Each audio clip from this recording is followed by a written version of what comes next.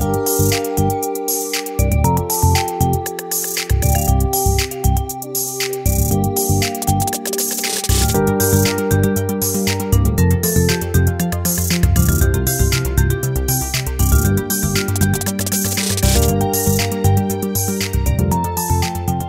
it better to exist or not to exist? I know that sounds like a line from a Shakespeare play.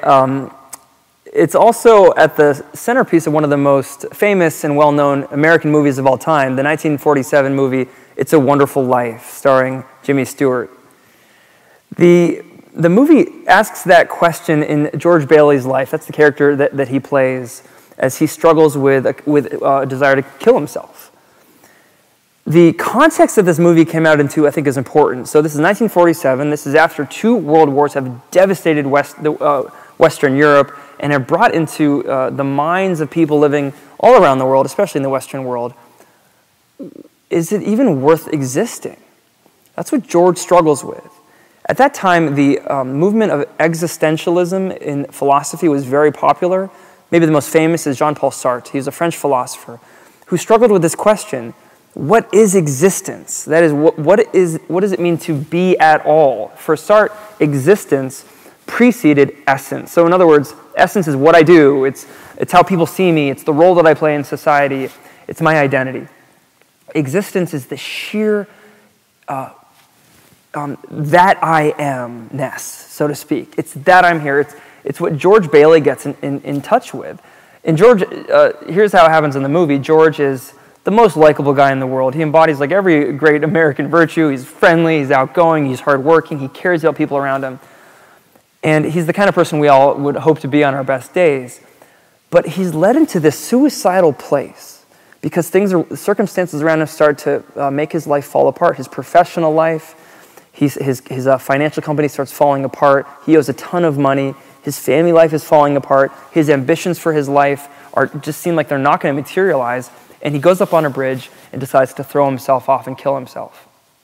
At that moment, Clarence the angel jumps into the river down below and says, "Save me, save me, save me." George jumps in and saves him. They dry each other off. And then George says to him, "I wish I didn't exist. I think it would be better if I was never even in existence." He's struggling with that basic question. Is it better for me to be here at all or not to be here? The angel answers his prayer and shows him in this kind of mystical vision what the world would be like if he didn't exist. What happens to George is he's taken to this fundamental, most radical level of his own being, which is, I exist, and is this good or not good? And he starts to see in how not only how impoverished the world would be if he wasn't here, but he starts to get kind of this mystical view of his own existence, and he's able to receive it as a gift. Now, philosophers like Sartre would say that as we see this kind of contingent shakiness of our own existence, that we simply choose in an act of the will, this is what I'm going to be. I'm simply going to invent myself. I'm going to choose what I want to be. It's not enough for George Bailey in the movie. His own will can't pull him out of this despair. The angel has to come from another realm and reveal to him that his life is a gift from another place. Call it God.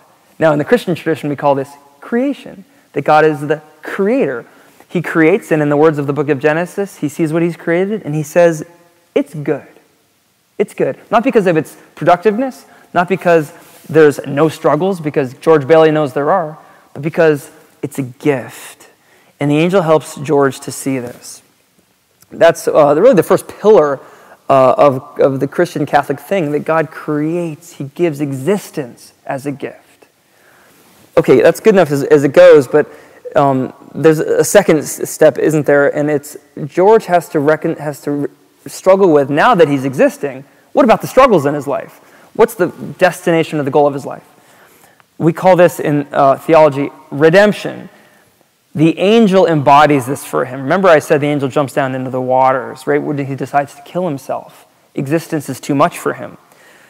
That's the Christian thing. God leaps down into the waters of our fears, of our anxieties, of our death, of our suffering, of our sin, and cries out sort of what the angel cries out, "Hey, George, save me." And George saves him, and they have this beautiful conversation, so indicative of Christian redemption. The angel says, "You're welcome for saving you." George says, "I saved you. You were drowning." And the angel says, "No, I jumped in the waters and let you save me because I wanted to save you." There's Christmas, right? There's God coming into a human nature and taking the experience of a baby and saying to his mother, "Save me, feed me, clothe me, help me." And in that, the Blessed Virgin Mary experiences redemption. She experiences the purpose of her life is loving union with God. We call that redemption. So watch It's a Wonderful Life. Watch it, and you'll see that the answer to this question, is it better to exist or not to exist, is answered with a resounding yes. It is better to exist because our existence at the deepest level is a gift from the Creator.